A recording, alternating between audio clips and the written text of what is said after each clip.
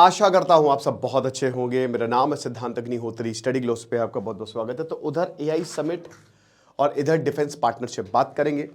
और क्योंकि AI summit हो रही है तो हमारा तोहफा आपके लिए मात्र 200 रुपए का कोर्स है। अगर आपको चैट जीपीटी पूरा सीखना है तो 4 मॉड्यूल होंगे, 6 से 8 घंटे का ये कोर्स है। सर्टिफिकेशन कोर्स है, डिस्क्रिप्शन कमेंट बॉक्स में लिंक है। तो इमैनुअल मैक्रोन इस समय भारत में जॉगिंग कर रहे थे भैया नवी मुंबई में, है ना, देख रहे हो सिंप्लिसिटी।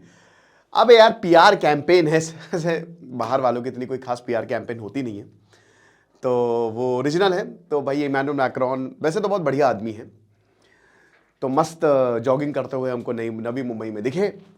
हमको नहीं दिखे, मतलब आपको दिखे, मैंने तो वीडियो देखा। तो अब क्या है कि यहाँ जो डिफेंस पार्टनरशिप हुई है फ्रांस के साथ, मैंने आपको बताया था जब ऑपरेशन सिंदूर हुआ था, तो देखिए कोई साथ नहीं देगा भारत का, बट 2 ही देश हैं, एक इजराइल और एक हमारा भाई फ्रांस है।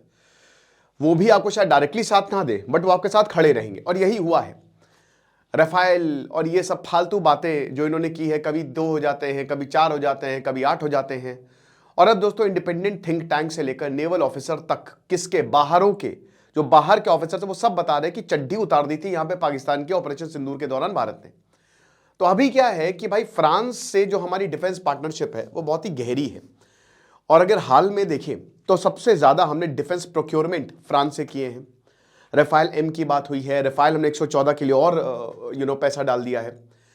अभी इमैनुअल मैक्रोन आए हैं, सबसे बेस्ट यही अपॉर्चुनिटी थी, बढ़िया मौका था और मेजर अनाउंसमेंट हुई। अब वो अनाउंसमेंट क्या है, चलिए हम एक एक करके बात करते हैं। तो सबसे पहली बात, स्ट्रैटेजिक रिलेशनशिप हमारी एक स्टेप ऊपर चली गई है। तो यहां पे स्पेशल ग्लोबल स्ट्रैटेजिक पार्टनरशिप, यानी कि कहीं पे भी प्रॉब्लम होगी ग्लोबली, हम आपके साथ है। स्ट्रैटेजिक मतलब समझ रहे हो कि जहां पे जो हमारा एरिया ऑफ इंटरेस्ट है वहां पे हम साथ में मिलकर काम करेंगे। मतलब एक तरीके से हम ब्लड ब्रदर्स हैं, ठीक है, अगर आप सिंप्लीफाइड कि हम भाई हैं, ठीक है, सगे भाई हैं। तो ये स्ट्रैटेजिक पार्टनरशिप जो है global, special global strategic partnership, इसका मतलब डिफेंस में बहुत ही डीप कोऑपरेशन। हमारी प्रॉब्लम ये रहती है, हमारी क्या दुनिया की प्रॉब्लम ये रहती है, जैसे आप अमेरिका से अगर कोई, मान लीजिए कि उनका F-35 आपने लिया या उनका डिफेंस सिस्टम आपने लगाया, तो अगर आपके ऊपर हमला होगा तो पहली बात आपको अमेरिका से परमिशन लेनी है, जैसे अभी कतर में हुआ था। दूसरा पॉइंट ये है कि वो टेक्नोलॉजी ट्रांसफर नहीं करते। फ्रांस ऐसा नहीं कर रहा है। रशिया ने तो खैर, उसने तो हमारा जो इंटीग्रेटेड मिसाइल डेवलपमेंट प्रोग्राम है उसमें तो बहुत ज्यादा मदद की थी, बट यहां पे जो टेक ट्रांसफर है ना, वो भी फ्रांस करने वाला है। ये बहुत अच्छी बात है, ठीक है। तो डिफेंस में तो खैर हमेशा से ही फ्रांस हमारा टॉप 3 ट्रेडिंग पार्टनर डिफेंस में रहता है। और उसके बाद दोस्तों एनर्जी, हमको सबको पता है कि 80 से 90% जो फ्रांस की एनर्जी है वो न्यूक्लियर से आती है। तो भारत की अगर बात करते हैं तो इस हिसाब से भी फ्रांस बहुत इंपॉर्टेंट है। इंटरनेशनल सोलर अलायंस जब भारत ने बनाया तो सबसे पहले भारत ने फ्रांस के साथ ही समझौता किया था कि आप ही आओ पहले। फिर उसके बाद कल्चर, इंडिया और फ्रांस का एक डीप रूटेड कल्चर है। हम सबको पता है कि यहाँ पे जो जंग थी ना ब्रिटेन और फ्रांस के बीच में थी, फ्रेंच ईस्ट इंडिया कंपनी भी भारत में आई थी, तो 3 कार्नेटिक वॉर्स लड़े थे और 1757 आते आते, मतलब 1764 आते आते तीसरा कार्नेटिक वॉर में फ्रांस को भगा दिया था, ठीक है, और ब्रिटिश जीत गया था। तो एक तरीके से कल्चर भी इंपॉर्टेंट है। और काफी लंबे समय तक भाई माहे, यनम, करायकाल, ये सब फ्रांस के पास ही रहा था। और उसके बाद इनोवेशन, फ्रांस सबसे ऊपर है। इमाइग्रेशन क्राइसिस है। अब आप जर्मनी फ्रांस जाएंगे ना तो आपको लगेगा नहीं कि आप जर्मनी या फ्रांस में घूम रहे हो, ठीक है। क्राइम रेट वहां पे बढ़ गया है, तो इमाइग्रेशन क्राइसिस लिटरली यूरोप में है, पूरे यूरोप में है। तो ये सारी चीजें हैं। तो यही बोला है कि देखिए ये स्टेबिलिटी को प्रमोट करेगा, ठीक है। जियोपॉलिटिकल अनसर्टेनिटी है। और फ्रांस एक ऐसा देश है जो हमारे साथ अलाइन भी करता है।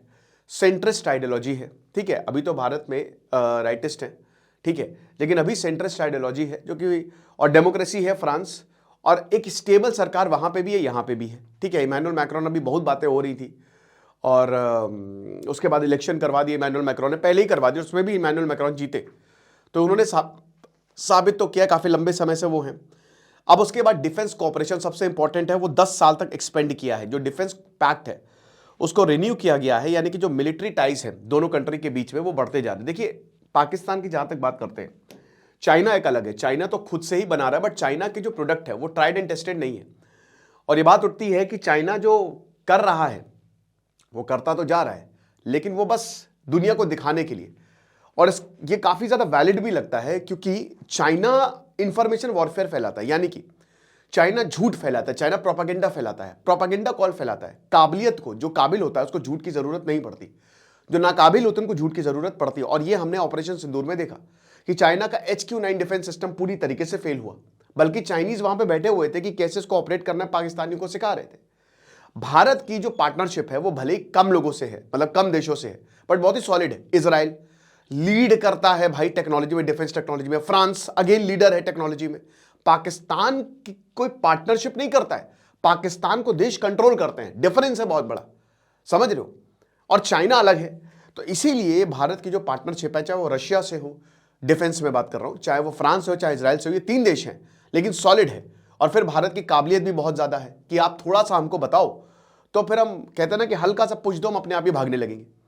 ये भी बड़ी है। तो इसीलिए भारत ने 10 साल का जो डिफेंस कॉपरेशन पैक्ट उसको रिन्यू किया है, और मिलिट्री टाइज है दोनों देशों के बीच में, वो और आगे बढ़े हैं।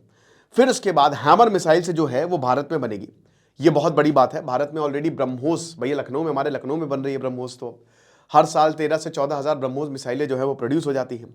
तो मेमोरेंडम ऑफ अंडरस्टैंडिंग साइन हुआ है, अभी किसके बीच में है?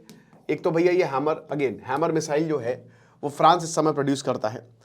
और उसके बाद जेवी यानी कि भारत इलेक्ट्रॉनिक्स लिमिटेड, भारत की जो नवरत्न है, और सफरान इलेक्ट्रॉनिक्स एंड डिफेंस फ्रांस की, ये दोनों मिलकर जॉइंट वेंचर है इन दोनों का। तो ये दोनों मिलकर हैमर मिसाइल भारत में ही बनाएंगे। तो डिफेंस प्रोडक्शन, जो डिफेंस इंजीनियर है उनके लिए बहुत गोल्डन अपॉर्चुनिटी है। डिफेंस प्रोडक्शन जो है लोकली वो बूस्ट होगा, और इंपोर्ट डिपेंडेंस बढ़ेगा। भाई देखिए, कोई भी चीज में अगर आपका इंपोर्ट डिपेंडेंस घट रहा है, सॉरी घटेगा, तो इससे होगा क्या कि आपका जो डेफिसिट है वो कम होगा, है ना। आपको कम पैसा खर्च करना पड़ेगा, वो पैसा कहीं आप और लगा सकते हैं। सबसे इंपॉर्टेंट प्रोबेबली जो अनाउंसमेंट हुई है वो ये हेलीकॉप्टर, एयरबस H125 हेलीकॉप्टर, जो कि कर्नाटक के वेमागल में बनेंगे। तो ये असेंबली लाइन बनेगी। ये बहुत बड़ी अनाउंसमेंट है, क्योंकि वो हेलीकॉप्टर है जो माउंट एवरेस्ट तक जाता है, ठीक है। फ्रांस ने बनाया, और फ्रांस की टेक्नोलॉजी बहुत ही रिलायबल है। तो again Tata advance system limited और एयरबस, देखिए मैंने आपको बताया था कि जहां तक एविएशन की बात है तो 2 देश हैं जिनकी मोनोपोली है, डुओपोली है बेसिकली। एक है फ्रांस, ठीक है, फ्रांस बनाता है आपका एयरबस, और एक है अमेरिका, अमेरिका आपका बोइंग बनाता है। ये 2 प्लेयर जो है वो किसी को टिकने ही नहीं देते।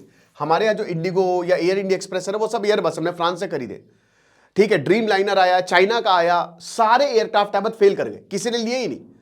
तो इन दोनों की मोनोपोली है। तो जो फ्रांस के हेलीकॉप्टर्स है ना, जो एयरबस H125, वो कमाल है। और एयरबस फ्रांस की कंपनी है और टाटा हमारी, तो दोनों मिलकर ये हेलीकॉप्टर बनाएंगे, जो कि बहुत बड़ी बात है। जॉइंट वेंचर होगा हाई एल्टीट्यूड, जैसे माउंट एवरेस्ट तक। भाई अब तो शायद माउंट एवरेस्ट पे भी आप जा सकते हो, बहुत जल्द आपको ये भी देखने को मिल जाएगा। डोमेस्टिक यूज और एक्सपोर्ट्स दोनों में ही काम आएगी, यानी कि हम खुद तो यूज करेंगे, उसको बेचेंगे भी। यानी कि डिफेंस एक्सपोर्ट जो है वो भारत का अगेन एलिवेट होगा। देन उसके बाद प्रोक्योरमेंट, 114 रफाइल फाइटर जेट्स। अभी हमने रफाइल M की बात की थी, हमारे पास रफाइल है, लेकिन हम और फ्रांस से खरीदेंगे। मुझे क्या लगता है कि अगर इसमें टेक्नोलॉजी ट्रांसफर हो जाए, रफाइल M में तो है, तो कमाल हो जाएगा। तो अभी तक का अगर हम एयरफोर्स एक्विजिशन की बात करते हैं, जैसे भारत को अभी 45 स्क्वाड्रन चाहिए, हमारे पास 30 के करीब है, तो कम है।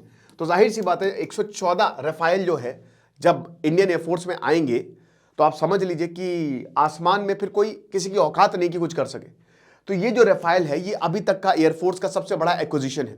ऑपरेशन सिंदूर के बाद हम डिफेंस में तो फ्रंट फुट पे हैं, है ना। तो ये चीज़ है। तो एक तरीके से इनोवेशन और कोऑपरेशन की बात करते हैं तो India France year of innovation, जिसमें साइंस, टेक, एजुकेशन, रिसर्च और स्टार्टअप आएंगे, ठीक है। ये भी फ्रांस और भारत ने लॉन्च किया है। Indo French AI in health, अब इसमें क्या है कि डिजिटल साइंस और टेक्नोलॉजी में भारत और फ्रांस मिलकर प्रॉपर सेंटर्स बनाएंगे। National centre for excellence for skilling and aeronautics ये बनेगा। तो यही मतलब एक तरीके से एकेडमिक या फिर इंडस्ट्री जो है उसको बूस्ट मिले। और बाकी कल्चरल और ग्लोबल पार्टनरशिप भी है दोनों ने, जैसे स्वामी विवेकानंदा कल्चरल सेंटर जो फ्रांस में है उसको हाईलाइट किया और बोला कि देखिए India middle east Europe economic corridor IMEC और इंटरनेशनल सोलर अलायंस पे काम होगा। अब हम सबको पता है कि IMEC जब से इजराइल ने हमला किया है गाजा पे, और अब तो इजराइल का ये प्लान है कि वेस्ट बैंक, जब भाई देखो इजराइल सब जीत लेगा क्योंकि उनके धर्म में है प्रॉमिस्ड लैंड, तो आप कुछ कर नहीं सकते। तो जब से हमला हुआ है तब से IMEC INSTC वो सब बैक बर्नर पे चला गया है, ठीक है। और दुनिया अनसर्टेन हो गई है। देखिए 2 वॉर रुक जाए, रशिया यूक्रेन युद्ध रुक जाए, और इजराइल का वॉर रुका नहीं है अभी, याद रखिएगा कि वो लगातार प्रॉब्लम्स क्रिएट हो रही हैं। अगर ये दोनों युद्ध रुकते हैं तो चीज़ें बेहतर होंगी, ठीक है। बाकी आपको बताइए, आपको क्या लगता है। हाँ, मैं स्टैटिक लेक्चर भाई लाने लगा हूँ। आज मैं हिंदुज़म पे लेक्चर करूँगा, सारे धर्मों का इतिहास मैंने कवर किया है, तो उसको आप प्यार दीजिए भाई, थोड़ा सा मेरी आपसे ये रिक्वेस्ट रहेगी। और आपको कौन सा लेक्चर चाहिए वो भी बताइए। खुश रहिए, पढ़ते रहिए। देश सिद्धांत नहीं उतरी साइनिंग ऑफ। हमारे कोर्सेज को आप अवेल कर सकते हैं। Thank you so much.